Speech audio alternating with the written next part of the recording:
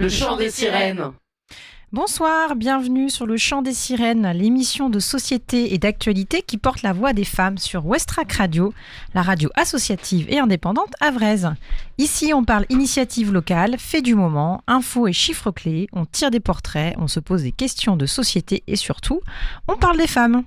À chaque émission, les sirènes plongent au fond de l'océan de l'information pour vous dégoter dans la malle au trésor, toujours pas dégoûter, du féminisme, des sujets brûlants, des sujets pas dégoûtants, mais quoique si aussi des fois, des histoires passionnantes, révoltantes. Ce soir, c'est la 95e émission et comme à notre habitude, nous sommes réunis autour des micros de Westrack avec des sujets en tout genre. Alors, nul besoin d'être havrais ou havraise pour nous écouter puisque le Chant des Sirènes est disponible en podcast sur toutes les plateformes. Alors, abonnez-vous. Cliquez sur le pouce, je sais pas où, mais abonnez-vous. Le pouce bleu, le pouce vert, et retrouvez un nouvel épisode tous les mois. On va vous partager nos coups de cœur, nos coups de gueule, les histoires de femmes et d'hommes qui œuvrent pour l'égalité entre les femmes et les hommes, et on va aussi vous parler de celles et ceux qui n'œuvrent pas pour tout ça d'ailleurs. Donc installez-vous confortablement, montez le son, car ce soir les sirènes vous ont concocté des petits bonbons sonores. Bonsoir Marine. Bonsoir. Après nous avoir convertis au féminisme, nous avoir réveillés avec un concert de casseroles, qu'est-ce que tu as envie de partager ce soir ? Aujourd'hui, on va recevoir Anne-Laure parce que tu es là, Anne-Laure Pinault, qui va nous parler de l'enquête Femmes à abattre sur les féminicides politiques dont nous avions déjà parlé ici dans les news. Donc, voilà. Tout à fait. Et bonsoir Anne-Laure par la même occasion. Bienvenue. Doris, bonsoir. Bonsoir. Dans la série Meurtre en tout genre, ce soir, je demande... On aura Berthe Sagol, une autre Berthe. J'aime bien les Berthes, moi. Très bien. Et on a hâte. Rendez-vous en fin d'émission pour connaître cette histoire. Et bonsoir Laura et bienvenue dans le Gang des Sirènes. Bonsoir. Tu viens ce soir témoigner sur une profession féminine ou féministe ? Les deux. Profession d'orthophoniste. Très bien. Voilà. Eh ben, on t'écoute tout à l'heure. L'occasion de vous rappeler que si vous qui nous entendez derrière votre poste avez envie de partager des coups de cœur, des coups de gueule, parler de votre sujet de prédilection, venez, rejoignez-nous, contactez-nous sur la page Facebook du Chant des Sirènes. On est un petit peu old school, donc voilà. Ou directement via le site de Westrack Radio. C'est vrai qu'on n'a pas d'Instagram, on n'a pas... Non, ça fait partie des projets. Ça fait partie des projets. Pour la 100e émission, on aura Instagram. Et peut-être un fanzine à un moment. Et un fanzine peut-être à un moment, voilà. Encore plus old school, on va faire un fanzine. Et Marie, justement, notre phare dans la nuit qui nous guide sous les flots avec ses bonnes ondes sonores. Merci. Tu nous as encore sélectionné des pépites ce soir. Oh oui, tout à fait. Plein de petites pépites à écouter. Et je profite aussi pour faire un grand coucou et dire un grand merci à toute l'équipe de Fake Life parce que j'ai passé un super week-end au Fall Weather et c'était trop bien. Donc pour les prochaines émissions je vous ferai découvrir des groupes et des artistes que j'ai vus ce week-end aussi. Et bravo, big up les chouchous. Voilà, bravo pour ces initiatives locales. Donc vous l'aurez compris, ce soir on ne va pas se laisser abattre par l'actualité peu réjouissante de ce qu'il se passe à travers le monde pour les femmes, pour l'égalité, pour les libertés. Et on vous a préparé comme toujours un programme alléchant à l'image des femmes qui passent derrière ce micro depuis 95 émissions. Un petit coup de vieux comme ça, gratos. Et donc, pour démarrer cette émission comme il se doit, on va faire ça en musique. Marie, dis-nous tout. Écoutez, on va écouter un groupe allemand fondé en 2014 à Berlin. Leur chanson couvre un nombre de genres difficiles à cerner, c'est un peu barré. Ça s'appelle Odd Couple. Donc c'est des mecs qui avaient fait d'autres groupes avant de rock psyché, etc. Ils sont amis depuis l'école et ils ont fondé donc le groupe en 2012. Leur style c'est rock garage dominant au début, mais se mêle aussi des éléments un peu krautrock, rap psychédélique et rock et même boogie. On écoute Double Man.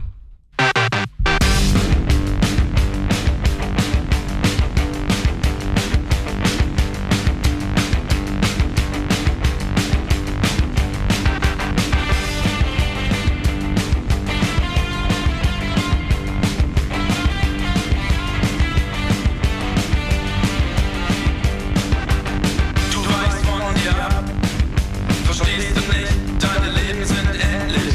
Du weißt von dir ab,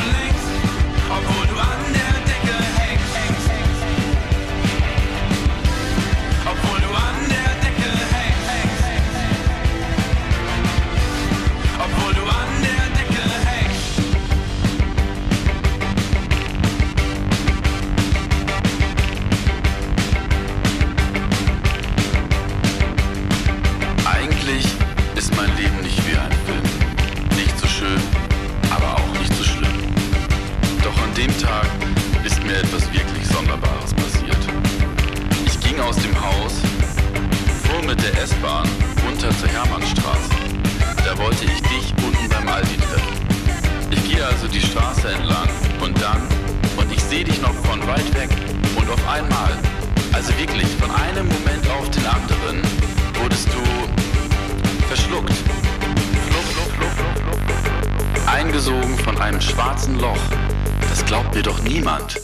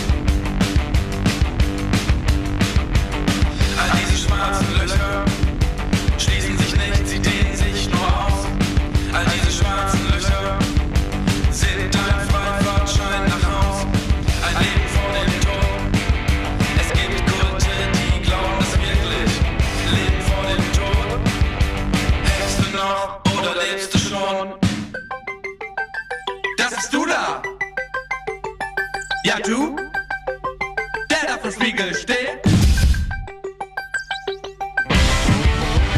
Das bist du da.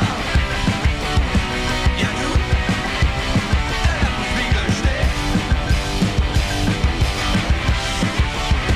Das bist du da. Ja, du, der da vor Spiegel steht. Das bist du da.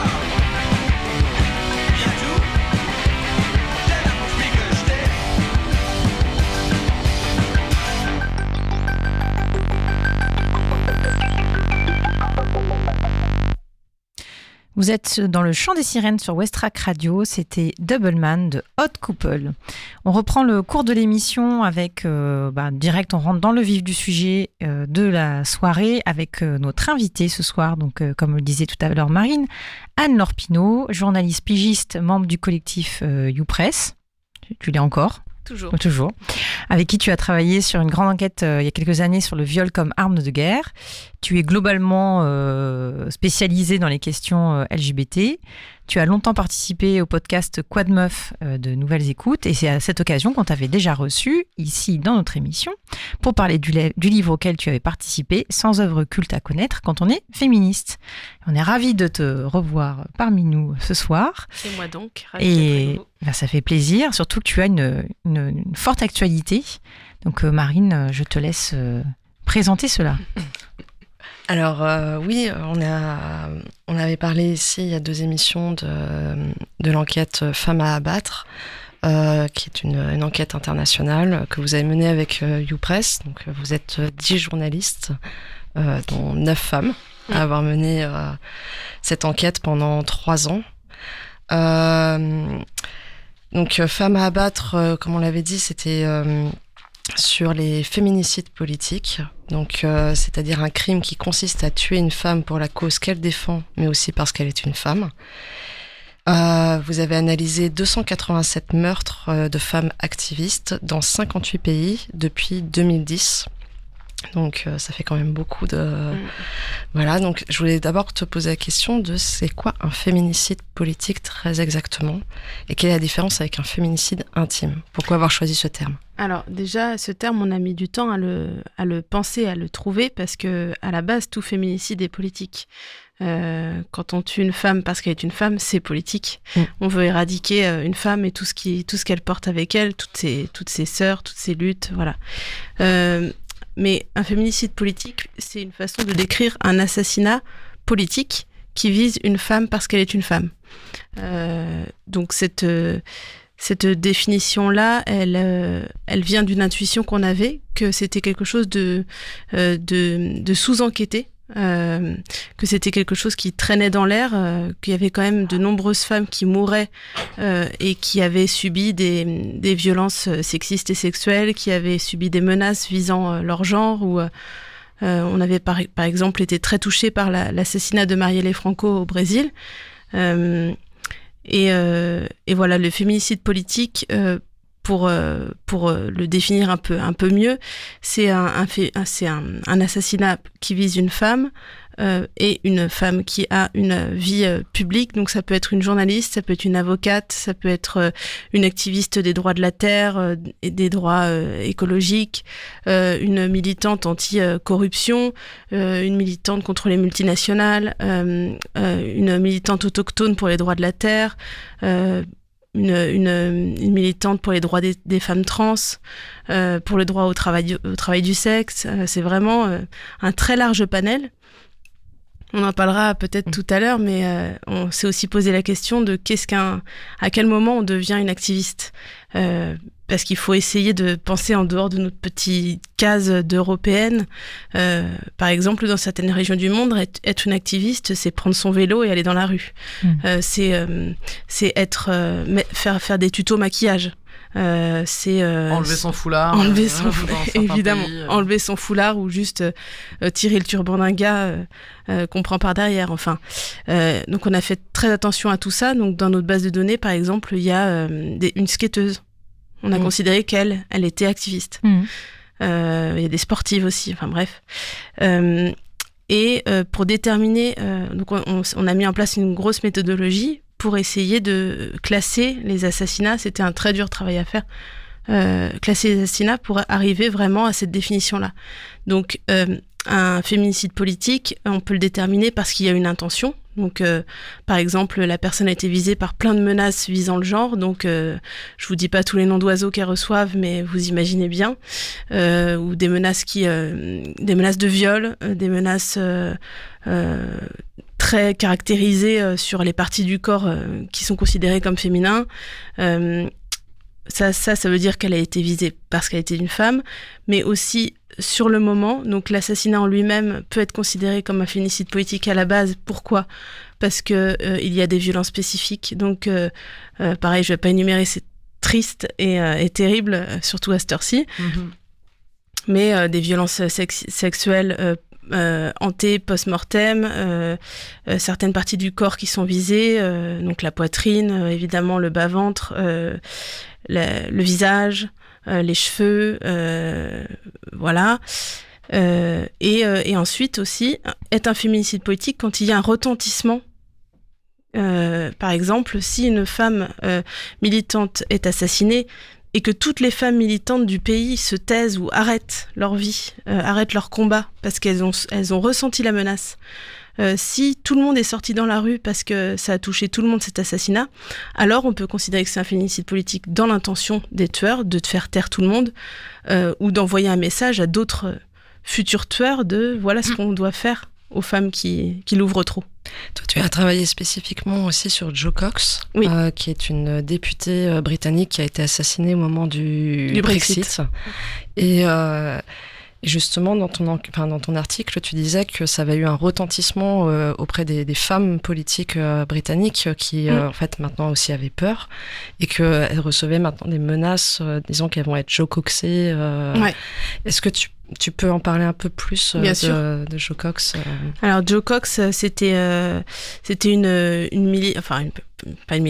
femme politique de gauche en Grande-Bretagne avant le Brexit. Donc, je vous laisse imaginer un peu, c'était un contexte particulier où l'Angleterre était en train de s'éclater. En fait, il y avait vraiment les anti et les pro-Brexit.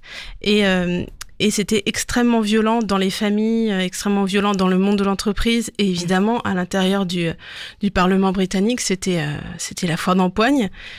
Et surtout, c'était le moment où sur Twitter, c'était le chaos. Des menaces volaient et qui visaient spécifiquement les femmes. Donc les députés ont commencé à recevoir, les députés femmes ont commencé à recevoir énormément de menaces de viol, énormément de menaces de meurtre, de menaces sur leurs enfants. C'est pour ça que là aussi on peut dire que c'est genré puisque les hommes n'ont pas reçu de menaces de viol, les hommes n'ont pas reçu de menaces sur leurs enfants, ils ont reçu des menaces, ça c'est indéniable, mais pas de ce type. Et aussi, on voit aussi que la personne qui a pris le plus cher, je sais pas si je dois dire comme ça, mais une députée qui a pris vraiment le plus de menaces, c'est-à-dire 47% des menaces, quand même. Oui, ça fait une bonne moyenne. C'était la première députée noire. Donc ça, sexisme et racisme. Vraiment tout dire, oui. Et donc Jo Cox, elle a fait partie, comme toutes, de celles qui ont reçu des menaces. Elle recevait à sa permanence des appels disant « Je sais où t'habites, tu devrais arrêter tout ça, etc. etc. » Comme tous les députés à l'époque, elle avait une protection minimale. Vraiment, elle n'était pas suivie de policiers dans ses déplacements, voilà. Et il se trouve que un type a décidé de la viser,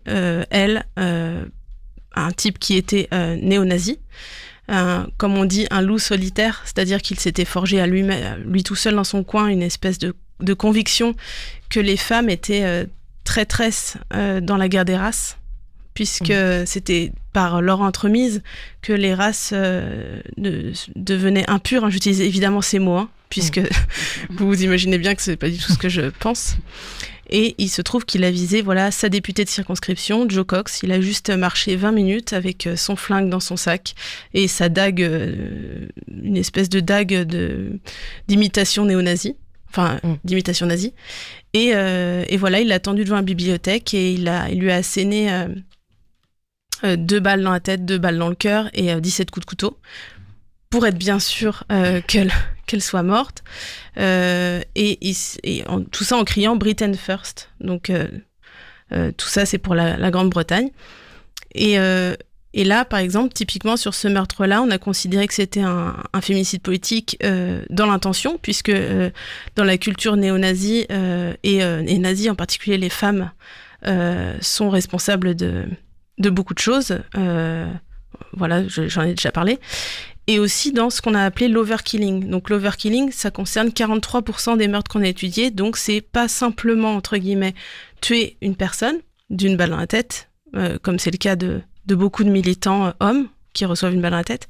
C'est vraiment l'éradiquer, la détruire jusqu'à la racine, pour envoyer un message aux autres, que ce soit les autres femmes ou les autres hommes qui voudraient devenir eux aussi des loups solitaires.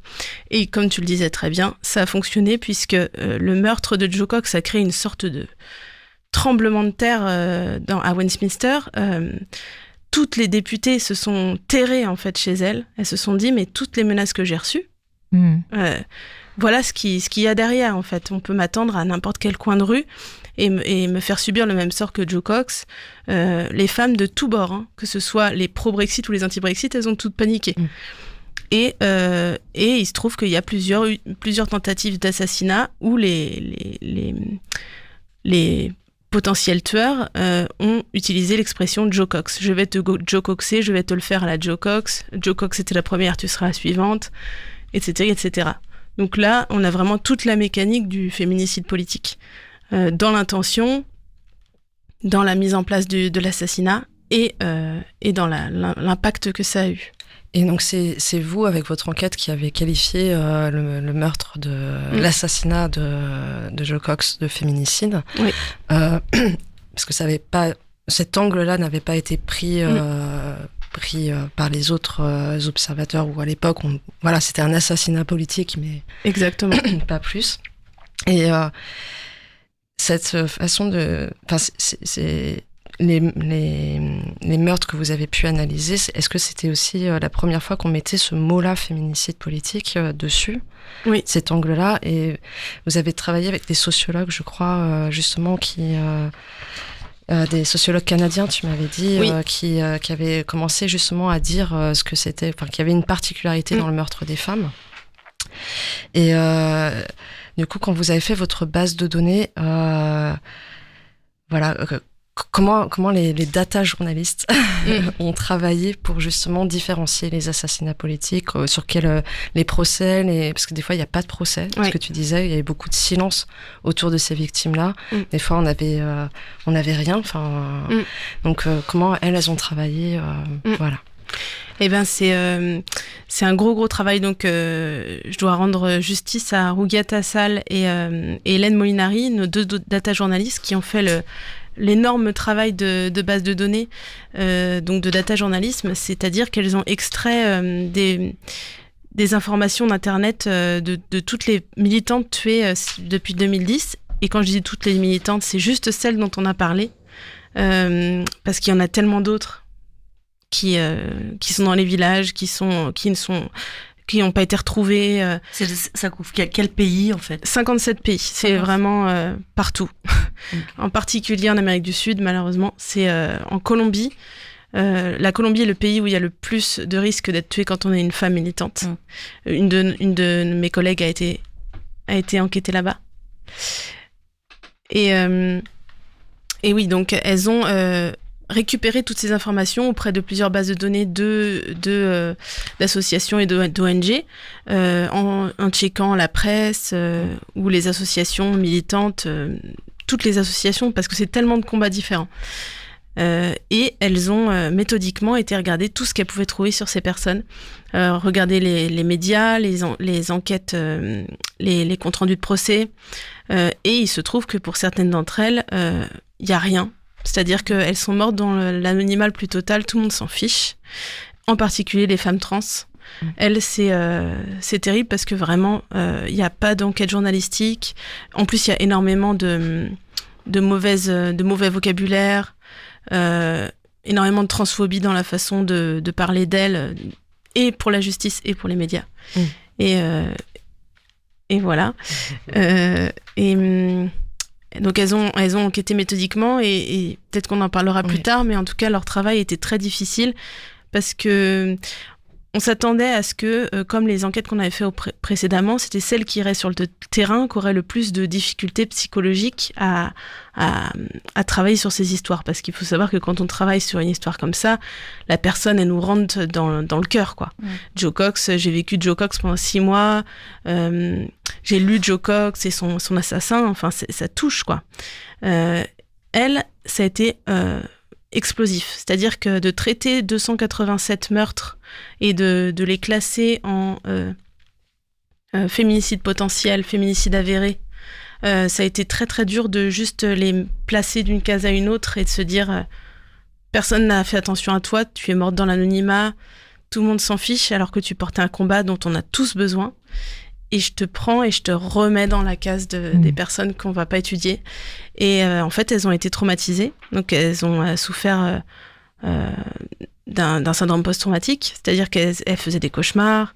Elles étaient incapables d'entendre les voix de ces femmes. Enfin, on a eu une réunion de travail où l'une d'entre nous a mis la vidéo d'une militante du Honduras qui disait « je vais mourir, voici mon testament ». Elle montrait son bureau, toutes ces petites cartes qu'elle avait réussi à compiler. Elle est morte 1 semaine après cette vidéo. Et donc ma collègue lance la vidéo sans faire attention. Et en fait, les 2 autres ont hurlé. Elles ont dit « on ne veut pas l'entendre, c'est trop dur de la voir et de l'entendre ». Et par exemple, avant de faire une petite pause musicale et de continuer, sur cet aspect méthodologique, sur l'exemple que tu cites à l'instant, comment vous avez déterminé que ce n'était pas un féminicide politique ? Tu veux dire pour... La personne dont tu parlais ? Non, elle s'en était d'accord, vraiment. Ok, d'accord. Elle s'en était pas vraiment. Compris, excuse-moi. Mais pour d'autres, par exemple, ça peut être parce que... par exemple, il y a pas mal de personnes qui ont été tuées par leur conjoint. Alors, d'accord. Est-ce qu'elles ont été tuées par leur conjoint et c'est un féminicide conjugal, ou est-ce qu'elles ont été tuées par leur conjoint qui les visait parce qu'elles avaient une vie militante, qu'ils trouvaient odieux ou qui leur mettait la honte? Donc, est-ce que les crimes d'honneur doivent être mis dans les féminicides politiques? Tout ça, c'était j'imagine que ça a été des longs débats. Oui, et un peu triste. Ouais, j'imagine. Oui. Je vous propose de faire une petite pause musicale et de continuer avec ce récit sur cette longue enquête. Marie, tu nous as sélectionné quoi comme morceau ? Eh bien, on va écouter un morceau d'un groupe portugais anglo-vénézuélien le titre, alors ça s'appelle Fumaça Preta, ce qui veut dire fumée noire en portugais. Donc c'est un cocktail à la fois heavy et groovy. C'est un trio, c'est du blues. On a l'impression, c'est très psyché.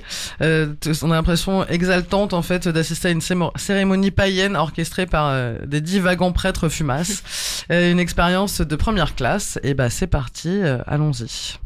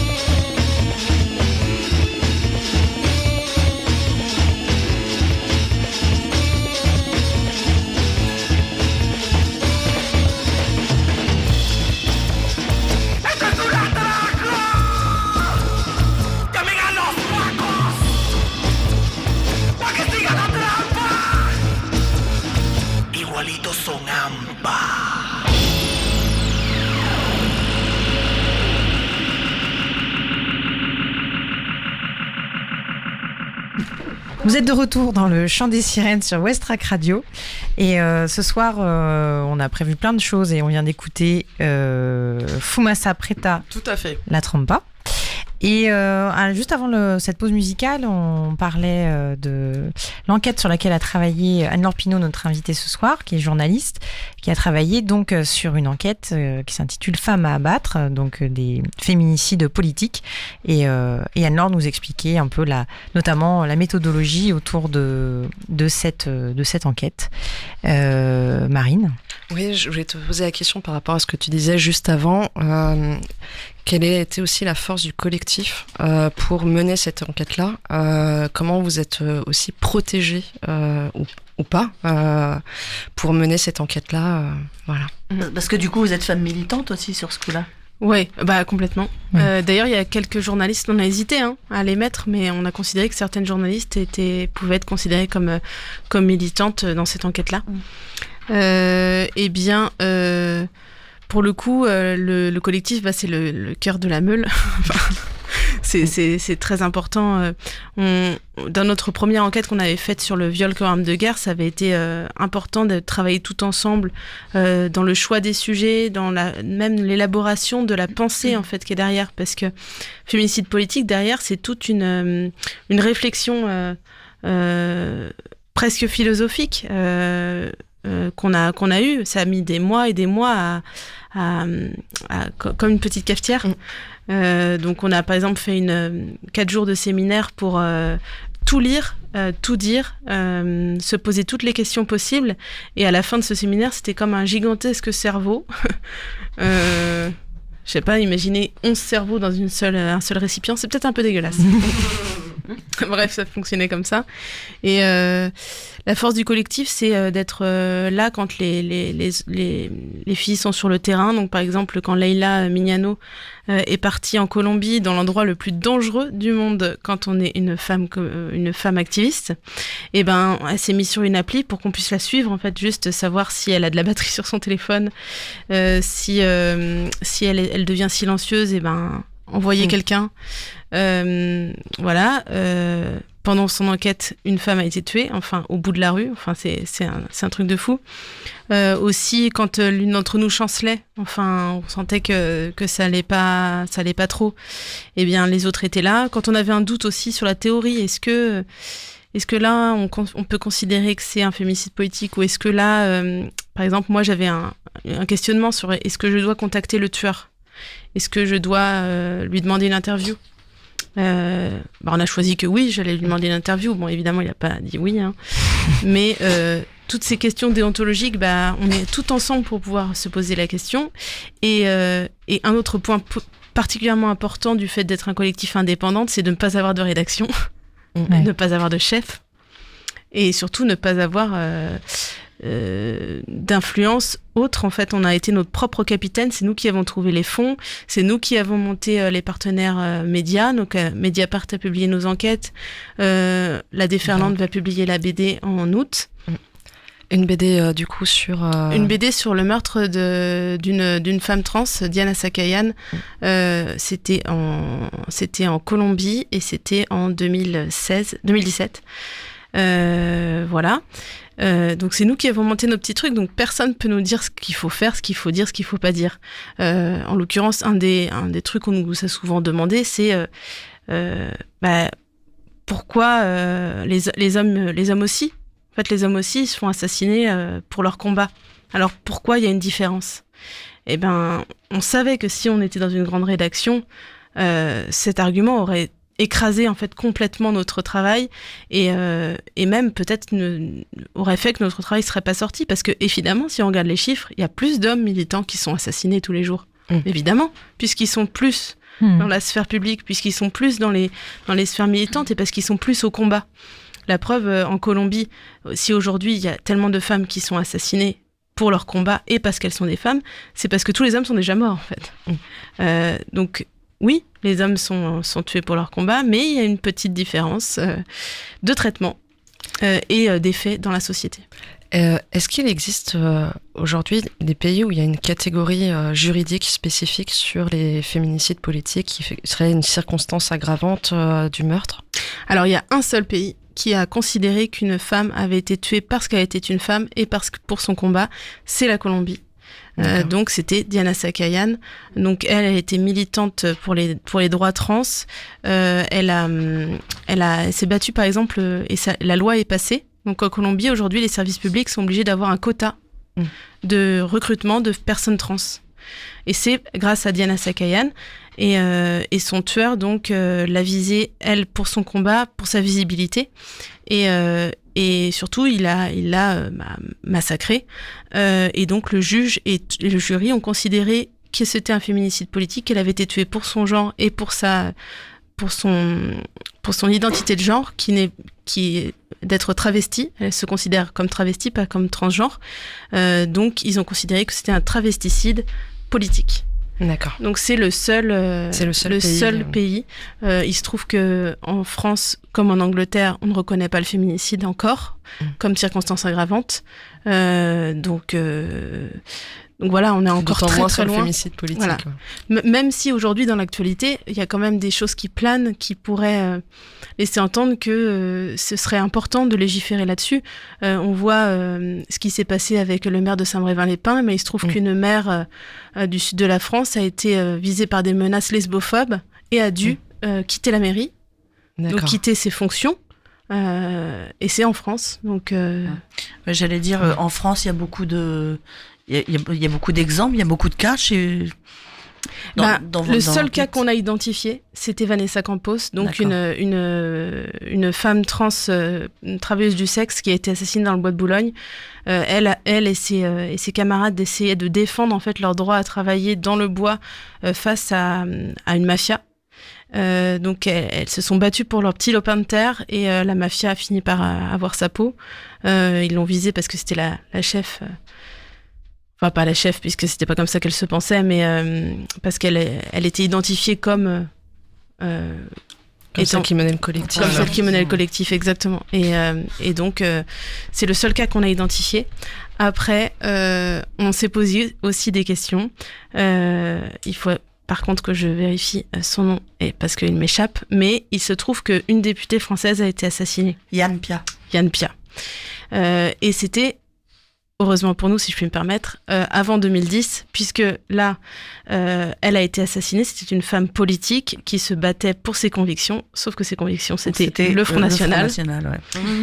Et elle a été assassinée donc par la mafia, voilà. Un motard de balle. Voilà, motard de balle classique. Et elle avait reçu des menaces sexistes. Donc elle, par exemple, typiquement, c'est complètement un féminicide politique et on était soulagés, c'est horrible de le dire comme ça, mais que de ne pas devoir le traiter. De pas devoir le traiter, parce que c'est compliqué en fait. C'était une personne qui avait des pensées, enfin en tout cas des convictions politiques assez, très conservatrices et racistes. Donc ça aurait été compliqué pour nous de le faire, mais je pense qu'on l'aurait fait parce que. Voilà, en fait, une femme politique a le droit d'exister en France de tous les côtés, n'a pas à être assassinée pour ça. Donc, Et est-ce que, alors, c'est vraiment, quand on parle de féminicide politique, c'est vraiment le meurtre, enfin l'assassinat de la personne n'est plus vivante, ou est-ce que par exemple Édith Cresson, ça a été aussi une forme de féminicide politique? Exactement. Alors ça, on l'a traité dans une enquête qu'on a fait en Belgique. En Belgique, il se trouve qu'il y a eu énormément de menaces. Enfin, il y a eu une sorte de momentum où les femmes militantes se sont fait menacer de tous bords et vraiment des violences, enfin des menaces extrêmement précises, des menaces de mort, voilà. Et beaucoup ont dû quitter la vie publique. Donc, il y a un effet du féminicide politique qui fonctionne. Donc tout ça, c'est ce qu'on a considéré comme un mécanisme, un système. C'est-à-dire que ça commence par juste des menaces sur Twitter ou juste décrédibiliser quelqu'un. Donc lui dire, par exemple, ça arrive au Pakistan, qu'elle a des relations extra-conjugales. Lui dire qu'elle a fait un mauvais mariage. Voilà, ça commence comme ça. Après, c'est des menaces vraiment plus importantes. Donc des raids sur Twitter, par exemple, ou des lettres dans la boîte aux lettres. Et après, c'est des menaces de mort. Et quand tout ça ne fonctionne pas et que la femme continue de son combat, la dernière alternative, c'est le féminicide politique. Mais en fait, tout ça, c'est la même chose. Et c'est pour ça qu'on a organisé une table ronde avec Sandrine Rousseau. Sandrine Rousseau qui nous a parlé à cœur ouvert à nous et aux personnes qui étaient venues à cette soirée de ce que c'était en fait de se réveiller tous les matins en se disant si le testament est bien dans sa table de nuit au coffre-fort, si les enfants s'en sortiront, si c'est pas la dernière journée. Parce que tous les jours, toutes les nuits, toutes les heures, c'est des menaces de mort spécifiques sur on va te faire ci, on va te faire ça. Même chose pour Alice Coffin, qui a reçu des menaces de viol, de meurtre extrêmement précises, ou pour beaucoup d'autres personnes. Donc ça fait partie du même truc et c'est important de le rappeler, t'as raison. Et tout à l'heure, tu parlais justement de la BD que vous allez sortir sur la déferlante.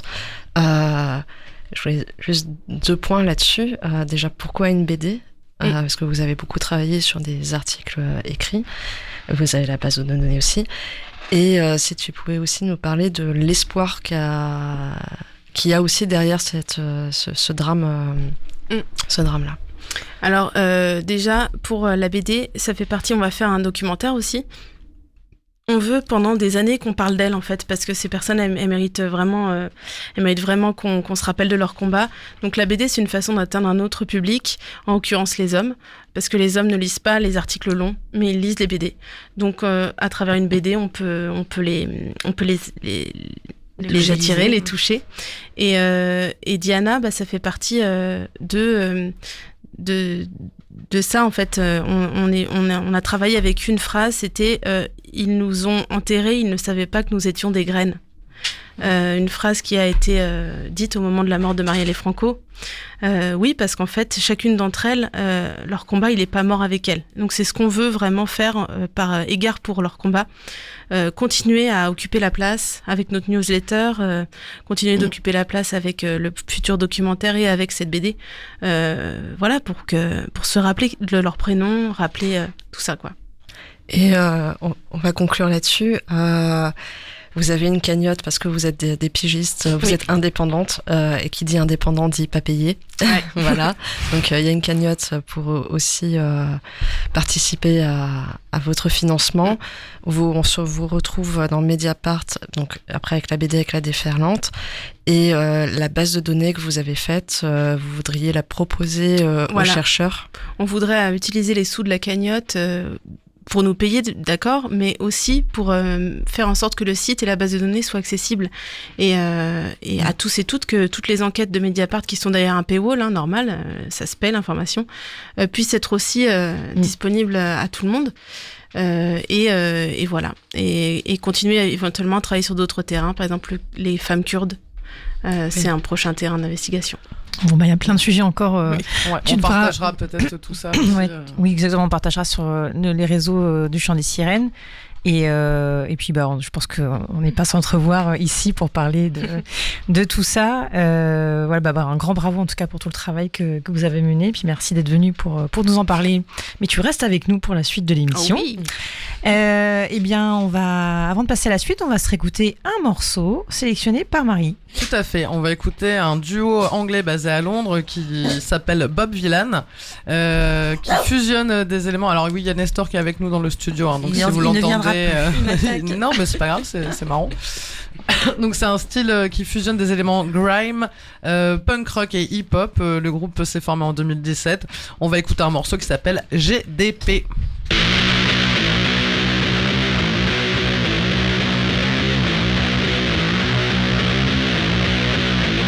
Yeah. The BBC are talking about the GDP. Fuck it, miss me with that mess. Coming for the belly when we run up in your address. Get caught sleeping, take the money from the mattress. Man, know the roads, there's no need for Atlas. Trying to take all that you own and leave you cashless. Cash rules everything around me that matters. So the purse strings are tighter than Thatcher's. Desperate times, desperate measures. The news says we're in this together, but everybody I know seems to know better. Rob you for your diamonds when we feel pressure. It's all fun and games till someone goes broke. Break in your house, we heard you sold coke. Catch you late night and snatch your gold rope. While the news keeps saying keep calm and keep hope. Yeah, the BBC are talking about the GDP. That means fuck all to me. Yeah, the BBC are talking about the GDP. That means fuck all to me. Yeah, the BBC are talking about the GDP. That means fuck all to me. Yeah, the BBC are talking about the GDP. That means fuck all to me. I gotta eat. You know what brothers gotta eat, right? You know what brothers gotta eat. Yeah, brothers gotta eat. You know what brothers gotta eat, right? You know what brothers gotta eat. I remember Frank laughed when I said I bought a stab proof. Couple weeks later, ops ran up and poked him. I was in the hospital sitting right beside him, but I'm too good of a friend to start gloating. Could've said I told you so because I told him. All the ends want is their watch face frozen. A baddie named Elsa riding in the whip with a shank on the hip and a necklace golden. And they'll be golden, yeah, right as rain. Quicker than the weather, your whole life can change. This rat race might drive you insane. I seen friends rob friends for lines of cocaine. It's all fun and games till someone gets kidnapped. Man, I'm really with that. I know a few that did that. Snub nose 3-8, don't care for your six-pack. Try rob the wrong one, they might push your wig back. The BBC are talking about the GDP. That means fuck all to me. Yeah, the BBC are talking about the GDP. That means fuck all to me. Yeah, the BBC are talking about the GDP. That means fuck all to me. Yeah, the BBC are talking about the GDP. That means fuck all to me. I gotta eat. You know what brothers gotta eat, right? You know what brothers gotta eat. Yeah, brothers gotta eat. You know what brothers gotta eat, right? You know what brothers gotta eat. Yeah, the BBC are talking about the GDP. That means fuck all to me. Yeah, the BBC are talking about the GDP. That means fuck all to me. Yeah, the BBC are talking about the GDP. That means fuck all to me. Yeah, the BBC are talking about the GDP. That means fuck all to me. I gotta eat.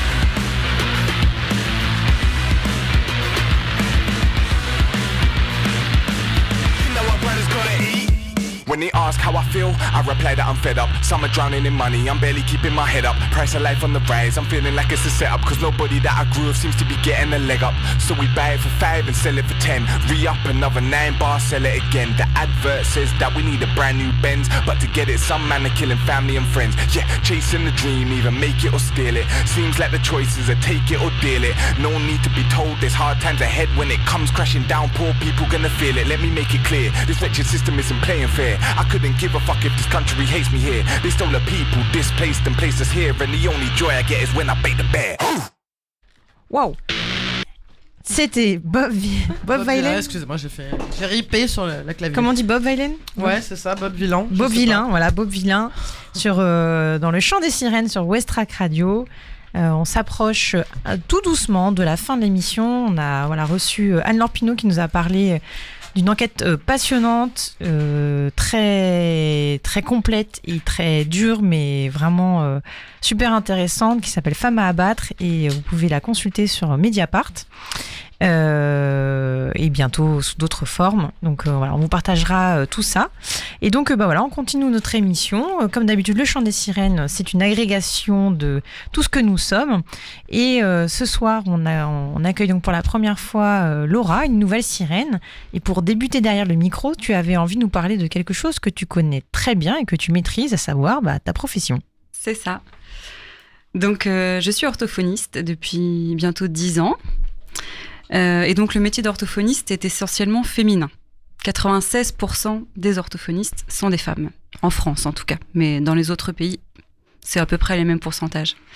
Donc très peu d'hommes s'aventurent dans ce métier qui est perçu comme très féminin. Pourquoi ? Parce que l'image qui est véhiculée, c'est que les orthophonistes s'occupent des enfants, passent leur journée à jouer, à apprendre à mieux parler, à lire, voilà. Et aussi parce que c'est un métier de soins qui nécessite des qualités telles que l'empathie, l'écoute, des qualités relationnelles, qui seraient apparemment plutôt féminines. En tout cas, la féminisation de l'orthophonie s'inscrit dans la tradition des parcours professionnels très genrés dans les métiers de la santé. Beaucoup de spécialités médicales respectent cette tradition, la pédiatrie, la médecine du travail, la maïeutique, sont essentiellement féminins également. Pourtant, mon métier, l'orthophonie, c'est la rééducation des troubles de la communication, du langage, de la voix, de la déglutition, à tous les âges de la vie, dans des situations très variées. Le handicap, les enfants prématurés, mais aussi la fin de vie, les maladies dégénératives, les AVC, les traumatismes crâniens, les cancers de la sphère ORL, les tumeurs cérébrales. Bref, nous voyons aussi beaucoup d'adultes et nous ne passons pas nos journées à jouer.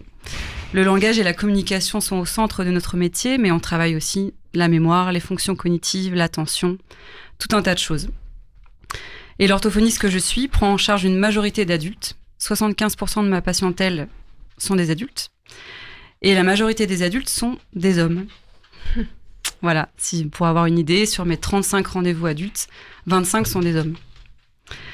Malgré nos tentatives de communication, on a un syndicat national, la méconnaissance de nos domaines d'intervention, y compris par les professionnels de santé, détourne sûrement les hommes de notre métier.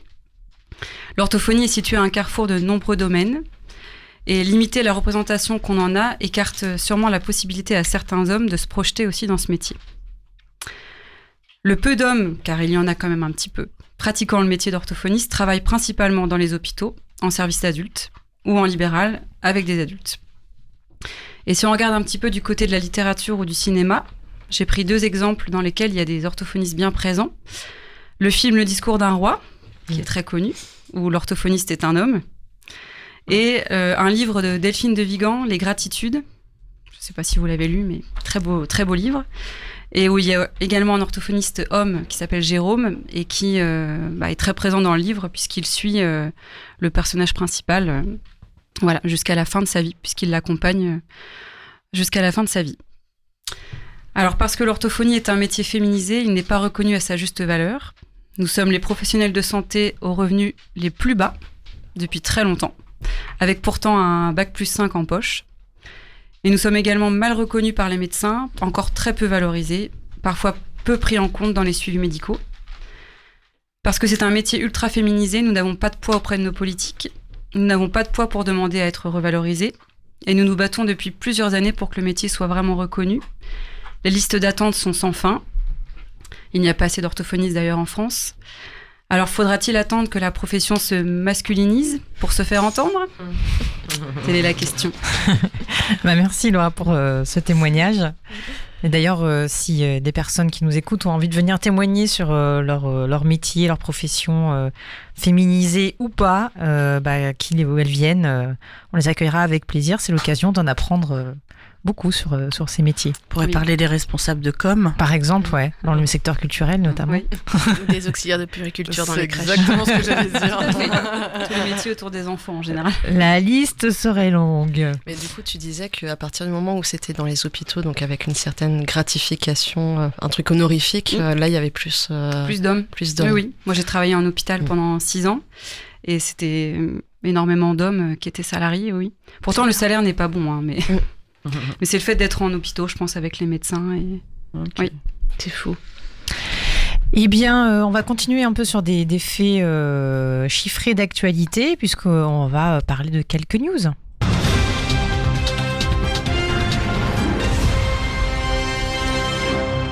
Marie, tu voulais nous parler de quoi ce soir ? Eh bien, je voulais vous parler de militants de l'extrême droite catholique qui ont fait annuler un concert à Carnac. Bouh ! Ouais, le samedi 13 mai à Carnac, donc c'est dans le Morbihan, hein, une trentaine de manifestants et proches de Civitas, un mouvement catholique d'extrême droite, ont réussi à empêcher la tenue du concert de l'artiste américaine Kelly Malone dans l'église de Saint-Cornélie à Carnac.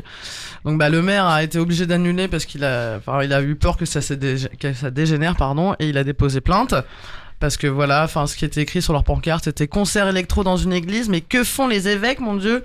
Ou encore, ma maison est une maison de prière. Voilà, en substance, ce qu'on pouvait lire sur leur pancarte devant cette église. Donc Civitas à la manœuvre, hein, la trentaine de personnes a répondu à l'appel de la section locale de Civitas. Donc voilà, c'est des extrémistes de droite, hein, catholiques, c'est super, on est content, ils arrivent quand même à annuler des concerts à l'heure actuelle.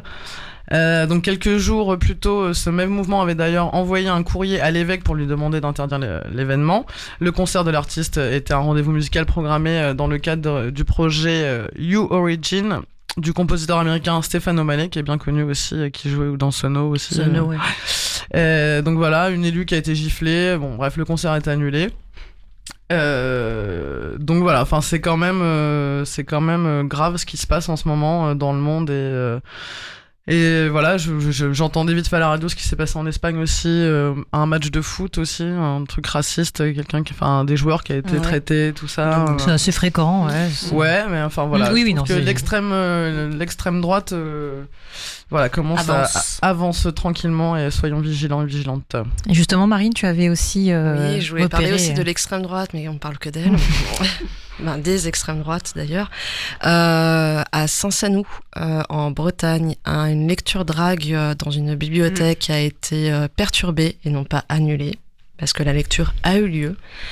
Mais elle a été perturbée par des membres de groupuscules d'extrême droite qui se sont postés devant la bibliothèque avec des fumigènes qui ont terrorisé les gamins de 3 ans qui étaient venus écouter des contes. Le Rassemblement national aura bien du mal à se dire que il n'a rien à voir avec ça, puisque de toute façon c'est une élue RN qui a envoyé une lettre à chacun des habitants de Saint-Sanou pour leur dire qu'il y avait une lecture drague qui pour monter les habitants n'étaient pas assez nombreux à être contre ça, donc ils ont fait venir des gens de Rennes. Donc on est sur les mêmes façons de faire, que ce soit à Carnac, à Saint-Sanou ou à Caillac aussi, ou à Saint-Brévin ou à Bordeaux. Les groupuscules identitaires représentent 2000 à 3000 personnes en France et pourtant ils arrivent quand même à être partout. Très présents, exactement. Marie, une autre nouvelle ? Alors, une bonne nouvelle, entre guillemets, je sais plus si on en avait parlé, mais en fait, j'ai un ami, un pote, avec qui j'avais fait une formation pour devenir régisseuse, mon travail maintenant, qui était emprisonné en Iran, Benjamin Brière, depuis 3 ans, et qui a été libéré il y a 10 jours à peu près, et voilà, je suis très contente, et ça, c'est une bonne nouvelle. Très bonne nouvelle. Vraiment. Voilà. Très bien. Eh bien, quelqu'un a une autre nouvelle à partager? Est-ce que l'agenda, on le fait plus tard? On fait plus tard. Ok, très Allez, bien. on finira avec l'agenda local. Eh Par bien, contre, si vous avez une petite recommandation lecture aussi à nous partager, Laura, je crois que tu avais quelque chose à nous partager. Oui, moi j'avais amené un livre qui va bien avec le nom de l'émission, qui s'appelle La rage des petites sirènes. Vous ne connaissez pas celui-là? Non, de Thomas Quillardet. C'est une histoire de sœur. Et d'ailleurs, c'est ma sœur qui me l'avait offert l'année dernière.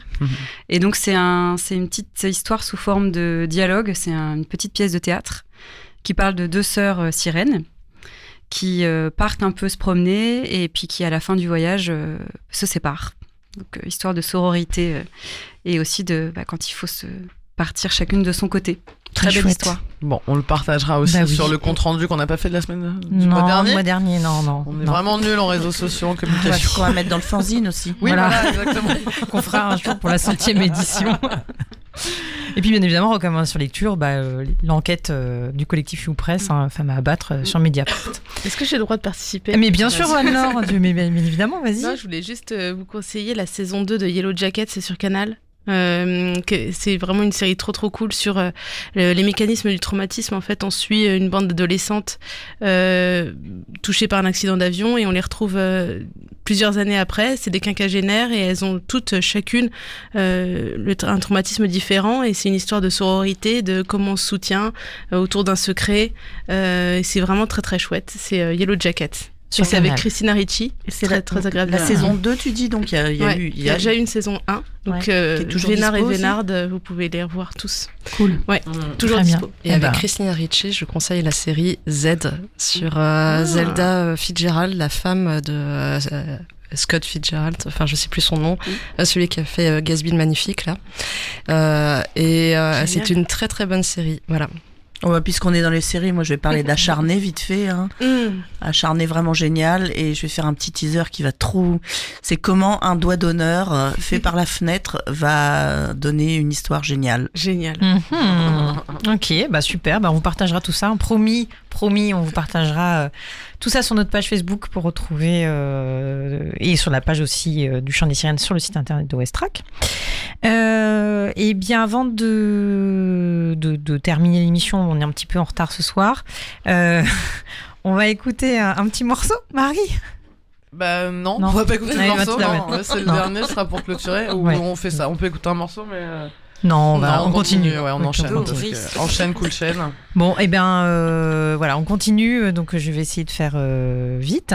Prends ton temps, Caro. Oui, on est en pas fait, pressé. je voulais terminer l'émission sur une note douce. Et, Il y a Doris aussi. hein. Bien sûr, Oui. non, mais c'est prévu. Une note douce et Note Doris, douce. c'est un pléonasme. Voilà. Puisque on parlait de recommandations, il y a quelques mois, j'ai eu la joie de découvrir dans la sphère immense des podcasts l'un d'eux qui s'est avéré bien utile me concernant, qui s'appelle Somnifère. Comme la douce pilule qui t'aide à t'endormir, ce podcast se déguste le soir, à la nuit tombée, sous la couette. Son objectif, t'aider à te relaxer et t'endormir. Il dure environ 20 minutes et se découpe en 2 parties. Il est sans effet secondaire et sans risque de surdosage. D'abord, il y a une courte séance de relaxation, suivie d'une histoire à dormir debout. Somnifère vous promet la lune, ou plutôt vous promet d'atteindre les bras de Morphée. Et je peux vous dire que ce doux podcast produit sur moi un effet salvateur, une relaxation profonde, une détente totale. Je pense même que l'on pourrait me faire passer des messages publicitaires, des doctrines, des messages subliminaux sans que je m'en rende compte. Et avec mon esprit de mauvaise femme, je me suis dit qu'en effet, on pourrait abuser du support pour faire passer des messages subliminaux et modifier la pensée des auditeurs et auditrices. Qu'à cela ne tienne, c'est aux auditeurs, aux pauvres mâles blancs hétéros de 50 ans qui se sentent étouffés sous le poids du féminisme que je voulais essayer d'ancrer un message. Car oui, parce que je vous rappelle, quelques années après MeToo, il y a apparaît la frange des on ne peut plus rien dire qui se sentent vraiment agressés. Et notamment, je pense à Frédéric Becbédé qui vient de sortir, enfin qui fait la une Ah ouais, l'enfer. d'un grand magazine. Petit chat. Sauvons l'homme blanc hétérosexuel de 50 ans. Donc voilà, il refuse d'être déconstruit par les néo-féministes. Il publie un essai dans lequel il prend la défense de l'homme d'aujourd'hui, devenu une victime dans le perpétuelle guerre des sexes. Est-ce que c'est un peu ça le masculinisme aussi ou pas? On peut dire ça. Donc voilà, je propose à tout le monde d'éteindre ses lumières, de se glisser sous le plaid et de prendre place pour l'histoire du soir. Somni Sorcière vous propose ce soir d'embarquer dans l'histoire banale d'une mauvaise femme qui se retrouve dans de beaux draps. Elle l'aura certainement bien cherché. Mais avant cela, place à la séance de relaxation. La journée vient de s'achever et vous avez encore été agressé par ces femmes en furie qui veulent votre mort et la fin de vos privilèges. Prenez un temps pour repenser à tout ce que vous avez pu faire pour la cause masculiniste aujourd'hui et pour défendre le pauvre mâle blanc de plus de 50 ans. Visualisez et ressentez chaque partie de votre corps sur le matelas. Vos pieds, vos genoux, votre énorme paire de couilles, le bas de votre dos, toute votre colonne verticale, votre cou et votre tête bien remplie d'idées bien pensantes. Sentez chaque centimètre de votre peau reposer sur le matelas. À l'inspire, réfléchissez à votre liberté, à votre capacité à pouvoir vous promener seul dans la rue sans être interpellé, harcelé, insulté, touché, violé. Pensez à votre salaire plus élevé que les femmes de 15%. Pensez à la façon dont vous ne pensez à rien d'autre qu'à vous-même. Pensez à votre mère, compagne, coloc, amie, c'est la même chose, qui effectue toutes les tâches domestiques à votre place. À l'expire, concentrez-vous sur ces chiffres. Une femme sur 3 dans le monde est victime de violences physiques ou sexuelles. En France, seul 1,2% des agressions rapportées commises à l'encontre des femmes ont donné lieu à une condamnation. 669 €, c'est le prix que doit payer une femme au Japon pour avoir accès à une pilule abortive et pouvoir interrompre une grossesse. 6. Parler des règles avant la 6e pourrait devenir illégal en Floride. Si après tout ça, vous êtes encore malmené par des pensées négatives, c'est que vous êtes quand même un sacré con. Et maintenant, on va laisser place à l'histoire.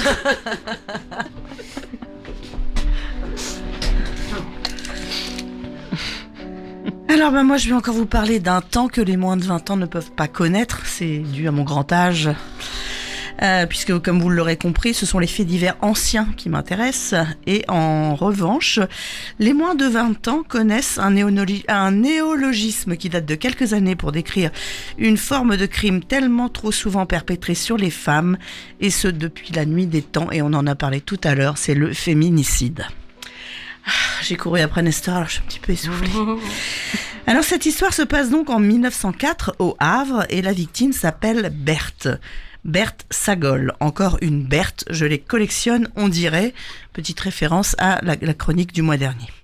Berthe a 19 ans, son amant, donc le bourreau, c'est Bouldé, Frédéric Bouldé, lui, il a 25 ans. Tous les deux, ils vivent au Havre, des amours tumultueuses, elle se prostitue, lui, il est garçon de café. Le 23 avril, Bouldé décide de quitter Berthe pour se rendre à Rouen afin de trouver un travail plus payant. Cette dernière le relancerait de façon récurrente par courrier, selon ses dires, et le jeu des « je t'aime moi non plus » continuerait par-delà les distances. Elle lui aura envoyé 8 lettres, ça a son importance dans la suite de l'histoire.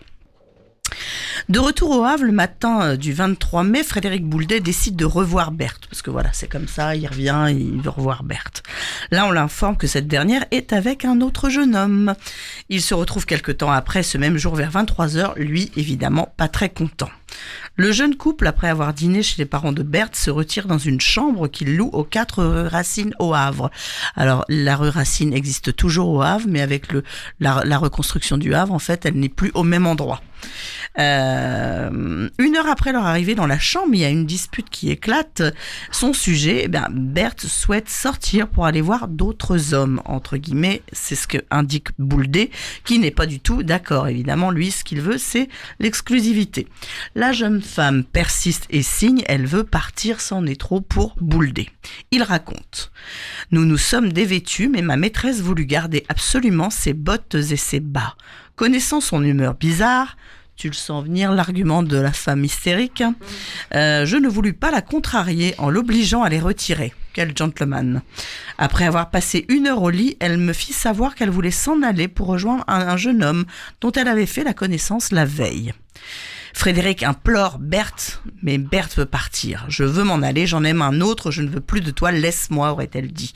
La Bouldé continue. « Je perdis la tête et lui plaçant la main gauche sur la nuque, je lui serrai la gorge avec la main droite. Elle râla et tomba sur le canapé où je la suivis et de là elle roula par terre.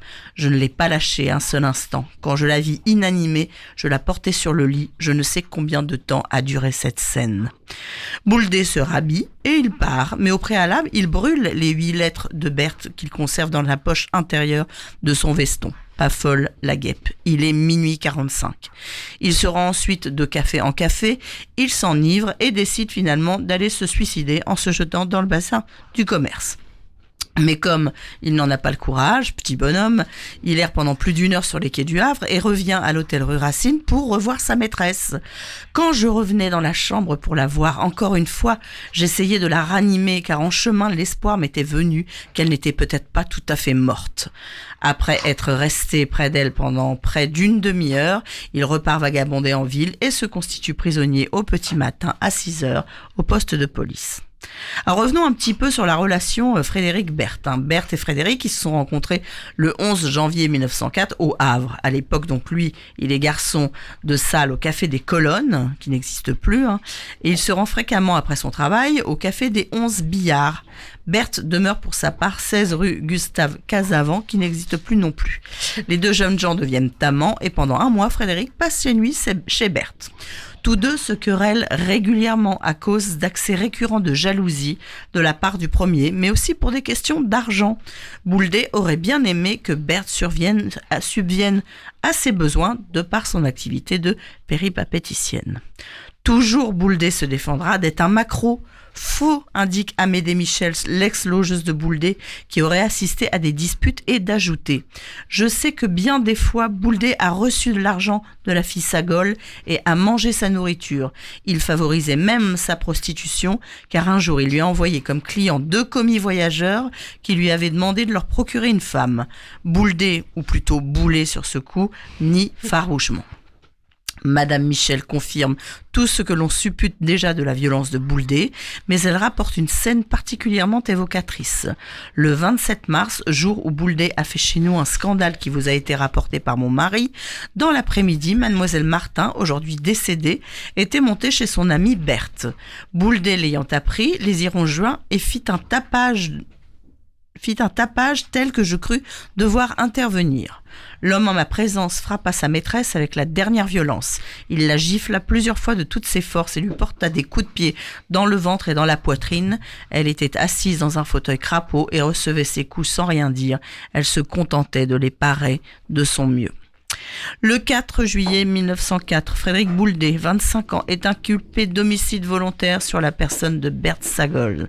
Justice de l'époque, et bien que Frédéric Bouldé ait serré le cou de Berthe jusqu'à lui en ôter la vie, on lui reconnaît finalement des circonstances atténuantes.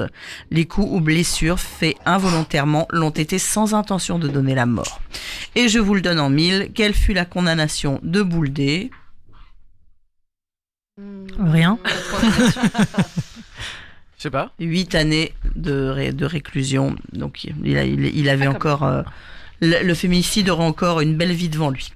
Alors, petit bonus, triste hasard, ou lieu maudit, aux 4 Racines, là où Berthe Sagol perdait la vie en 1904, étranglée par un amant souteneur jaloux et violent, c'est également là que Henriette Trémérel, une autre prostituée, sera assassinée 13 ans plus tard. On peut préciser sur ce point qu'en 1917, le Haut-Havre, jadis le Havre se trouvait en Seine-Inférieure, c'était pas la Seine-Maritime, département qui était ouvert sur les voies maritimes avec notamment le puissant port du Havre, qui fait de la région un lieu incontournable pour l'arrivée des soldats, des matériels et du ravitaillement en provenance du monde entier. Le Havre est devenu un lieu de brassage où se croisaient différentes nationalités, telles que les Australiens, les Canadiens, les Américains, les Anglais. Et tous ces soldats qui s'établissent dans de vastes campements intramuros, mais aussi en périphérie, sur Harfleur par exemple. Ils ont permis de développer un commerce, dont celui de la prostitution, qui a été très très présent au Havre, notamment au début du XXe siècle. Et je vous raconterai la triste histoire d'Henriette Trémérel lors d'une prochaine occasion. Ah bah, très bien, parfait. Merci beaucoup Doris, on a hâte d'entendre la suite des histoires. Oh oui. Eh bien, on va se quitter là. On a traîné ce soir, mais on avait avec nous une invitée passionnante. Donc voilà. Vous m'excusez, Westrack. Ouais, moi je vais juste en mini agenda parce que la prochaine émission c'est au mois de juin et il y a la marche des fiertés qui a lieu au Havre le 10 juin. Donc voilà, n'hésitez pas à venir. C'est à partir de 14h départ de l'université. Elles ont aussi un Facebook. La marche a un Facebook qui s'appelle Marche des fiertés du Havre. Et aussi un Instagram, fierté au pluriel, tiré-du-bas, donc le tiré du 8, Havraise. Voilà, ils ont besoin d'argent aussi pour créer l'événement, ils ont besoin de... Voilà, quand on fait un événement, on a besoin d'argent. Voilà. Merci. Il y a aussi le Vulva Festoche, du coup, sur le week-end, juste avant le prochain Chant des Sirènes. Du coup, ça débute le 14 au Zazou et du 15 au 18, si je dis pas de bêtises, ça sera à la Halle. Très bien. Et la fête de la radio aussi, la bamboche, la Nouba, pardon. La Westrack Nouba. La Westrack Nouba, très bien. C'est le 17 juin en fait dans le fort de Tourneville et principalement au Tetris, mais il y a la fête du fort aussi, la fête de Tourneville où il y aura plein d'animations toute la journée, donc ça c'est le 17 juin. Super, on partagera tout ça. Merci à toutes pour d'être là, d'avoir préparé tout ça. Merci Nestor pour le tapis musical. Et merci à toutes nos sirènes aussi qui sont un peu partout dans le monde. Oui, parce que tout à fait. Des anciennes petites sirènes, il y en a plein un peu partout en ce moment. Et on va finir par écouter un morceau de Lala Lala qui s'appelle Dream Song. Bon. Non, c'est le chien qui faisait ça, je crois que c'était très bien, je connais, mais non, pas du tout, c'est Nestor. Donc Lala, c'est un projet indie rock de l'auteur, compositrice Lily West qui fait de la guitare et du chant, qui est basée à Chicago. Allez, on se retrouve dans un mois, gros bisous, portez-vous bien. Bonne soirée. I dreamt that there was